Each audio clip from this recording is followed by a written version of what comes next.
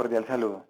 Estudiantes del programa de Radiología e Imágenes Diagnósticas, bienvenidos a su segundo objeto virtual de aprendizaje, donde haremos la revisión de la circulación anterior y posterior arterial a la altura del sistema nervioso central. Para hablar de circulación anterior, no olviden que esta está dada únicamente por la arteria carótida interna. La arteria carótida interna, como lo vemos en esta imagen anteroposterior, es rama directa a ambos lados del cuello de la arteria carótida común. La arteria carótida común tiene diferentes orígenes, ya que la derecha es rama directa del tronco arterial brachiocefálico en la parte derecha, y en la parte izquierda la arteria carótida común es rama directa del callado de la aorta. La arteria carótida interna, a la altura del cuello, no tiene ramas colaterales. Esta arteria ingresa al cráneo a través del agujero carotídeo, el cual está presente o está ubicado en la cara posterior del peñasco. Ustedes van a encontrar que la arteria tiene diferentes porciones cuando ingresa al cráneo, y también vean que presenta diferentes curvaturas. Se cree que estas diferentes curvaturas, que en promedio son 6, están presentes en la arteria para disminuir el flujo que va hacia el encéfalo. La primera porción de la arteria carótida interna a la altura del peñasco recibe el nombre de porción petrosa. En todos estos diferentes segmentos la arteria va a generar ramas colaterales. Las dos primeras ramas colaterales que genera la arteria carótida interna a la altura de la porción petrosa son la arteria carótido-timpánica y la arteria pterigoidea. Tan pronto la arteria sale de la porción petrosa, toma el nombre de porción cavernosa. A la altura de la porción cavernosa, la arteria carótida interna presenta dos ramas colaterales, las cuales son la arteria cavernosa, que es directamente para esta misma porción, y la arteria meningohipoficiaria, la cual va para las meninges y para la glándula hipófisis. Estas cuatro primeras ramas que les he nombrado son supremamente pequeñas, no son visibles en los angiogramas, son más de descripción anatómica. Posteriormente, la arteria va a generar la primera rama visible en los angiogramas, que es la arteria oftálmica. La arteria oftálmica, como su nombre lo indica, se dirige hacia la parte anterior y va a irrigar las diferentes estructuras de la órbita. Seguimos ascendiendo. Luego, la arteria carótida interna nos va a generar unas ramas que se van hacia posterior, que son las que aparecen aquí con el número 9, son las arterias coroideas anteriores. Luego la arteria sigue ascendiendo y nos va a generar otras dos ramas que se van hacia posterior, que son las arterias comunicantes posteriores.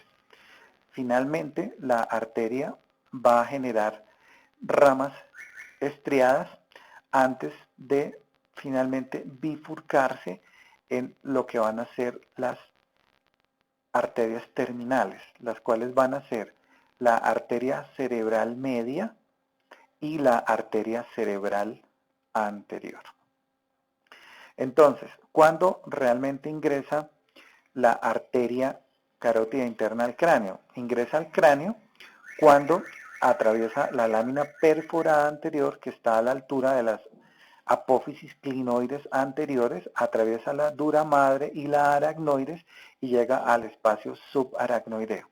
A esta altura ya podemos decir que la arteria carótida interna ha ingresado al cráneo. Continuemos con otra imagen para seguir hablando de lo que van a ser las ramas terminales de la arteria carótida interna. Entonces, la arteria carótida interna, como lo decíamos, sus dos ramas terminales son la arteria cerebral media y la arteria cerebral anterior. La arteria cerebral media posee dos tipos de arterias. Unas son las arterias estriadas, las cuales son supremamente pequeñas y van a ir a los ganglios basales, que son unas estructuras que revisaremos cuando veamos la parte de neuroanatomía. Y las ramas corticales, que como su nombre lo indican, van para la corteza cerebral. A esta altura, que van a ser las ramas terminales de la arteria cerebral media, se nos van a generar 4 tipos de arterias. Unas son ramas frontales, parietales, temporales y unas ramas angulares, que son todas las que ustedes evidencian acá y van para la corteza cerebral. La arteria cerebral anterior también nos van a generar ramas colaterales y una rama terminal. La primera rama colateral que genera la arteria cerebral anterior es la arteria recurrente. Antes de pasar nuevamente a la arteria cerebral anterior, veamos una imagen de lo que es la arteria cerebral media. Vean ustedes aquí lo que son las ramas estriadas que van para los ganglios basales, ¿sí? Que son estas pequeñas ramas, y luego la arteria sigue, atraviesa la cisura de Silvio, sale de esta cisura y genera los 4 tipos de ramas de las cuales ya describimos anteriormente. Aquí tenemos a la arteria cerebral anterior, que vamos a revisarla en una posterior imagen. Bueno, entonces acá vamos a tener a la arteria cerebral anterior, que es la que tenemos acá, precisamente en esta diapositiva. Entonces, como les decía, ¿cuáles son las ramas de la arteria cerebral anterior? Entonces, la primera rama que produce es la arteria recurrente, posteriormente va a generar la arteria comunicante anterior, luego sigue con la arteria orbitofrontal, frontopolar, la arteria pericallosa y la arteria calloso marginal, que van a ser las 2 últimas ramas de la arteria cerebral anterior. Vean ustedes que realmente la arteria cerebral anterior que va a irrigar va a estar en alta relación con lo que va a ser parte del lóbulo frontal y en alta proporción con el cuerpo calloso, que es una parte de lo que es sustancia blanca a la altura del sistema nervioso central. Ok, entonces, eso es circulación anterior, por favor no lo olviden, dado netamente por la arteria cerebral anterior. No olviden, por favor, cómo ingresa a través del cráneo, que es a través del agujero carotídeo ubicado en el agujero carotídeo en la cara posterior inferior del peñasco. Empezamos entonces ahora a hablar de circulación posterior, dado por la arteria vertebral. La circulación posterior está dada por esta arteria. La arteria vertebral es rama directa de la arteria subclavia. La arteria vertebral asciende al cráneo a través de los agujeros transversos, los cuales están presentes en las apófisis transversas de las vértebras cervicales. Vean ustedes que asciende cuando la arteria llega a la altura de la segunda vértebra cervical, que es C2, le da las vueltas a las masas laterales de C1 e ingresa al cráneo a través del agujero magno, ¿ok? Como lo estamos viendo acá. La arteria vertebral a la altura del cuello genera ramos musculares, que es para los diferentes planos musculares del cuello, y ramos espinales que van para la médula espinal. Cuando la arteria vertebral ingresa al cráneo a través del agujero magno, también nos va a generar algunas ramas colaterales. ¿Cuáles son esas ramas colaterales que genera la arteria vertebral? Entonces, la primera es un ramo meningio, que es para las meninges de la base de cráneo a la altura posterior de la base de cráneo. Luego nos va a generar una rama espinal anterior y una rama espinal posterior.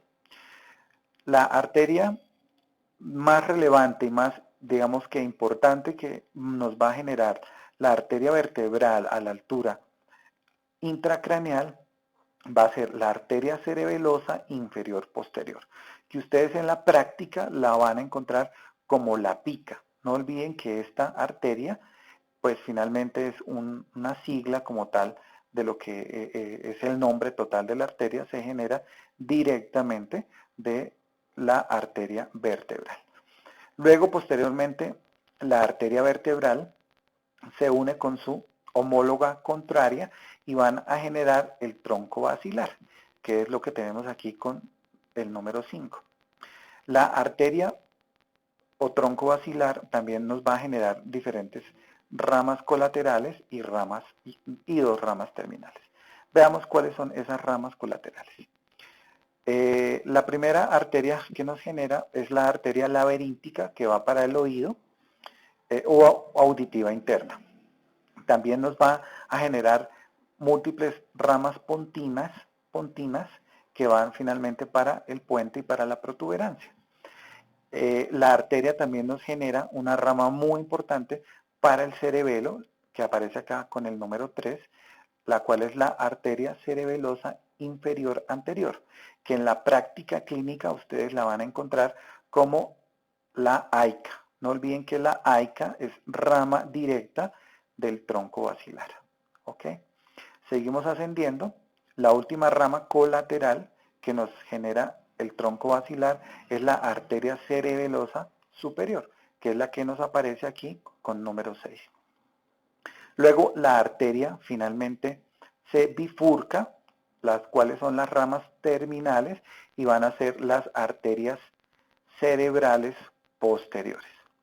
Las arterias cerebrales posteriores también van a generar ramas colaterales y también tienen sus ramas terminales. ¿Cuáles van a ser estas ramas colaterales? Las ramas colaterales son las arterias póntico-estriadas, que son las que aparecen aquí con número 8, y también van a ser las arterias coroideas posteriores, que van para los plexos coroideos. ¿Cuáles van a ser las ramas terminales finalmente de la arteria? Entonces, nos van a generar la arteria occipital interna, que es la que aparece aquí con el número 11, esa es una rama terminal, y la arteria temporal posterior. Esas son ramas corticales y como su nombre lo indica, van a irrigar parte de la corteza cerebral. Entonces, esta es la circulación posterior. Pasamos entonces luego a hablar del polígono de Willis para terminar entonces con lo que es la circulación colateral a la altura del sistema nervioso central. Entonces, ¿cómo está dado el polígono de Willis? Está dado por la unión de lo que es la circulación anterior y la circulación posterior. A la parte anterior, entonces, vean ustedes que está dado netamente por esto que son las arterias cerebrales anteriores, se une por la arteria comunicante anterior. Hacia la parte posterior tenemos las arterias comunicantes posteriores, que son ramas directas de la carótida interna. Véanlas ustedes que se va hacia posterior y se unen a las arterias cerebrales posteriores, las cuales son ramas directas del tronco basilar. ¿Ok? Entonces vean cómo está constituido el polígono de Willis. ¿Sí? Y finalmente, ¿para qué sirve el polígono de Willis? Sirve finalmente para hablar de circulación colateral. Entonces quiere decir que la sangre de la parte, en este caso, si es una visión anterosuperior, del lado izquierdo pase al lado derecho. Y cuando veamos patología, pues ustedes van a encontrar, o vamos a hablar netamente, pues para qué sirve la circulación colateral en algunos tipos de pacientes. Espero les haya quedado supremamente claro. Esto, por favor, deben saberlo y conocerlo, puesto que se evaluará dentro de los quizzes que se realizarán durante el proceso evaluativo. Muchas gracias por su atención y éxitos en el curso.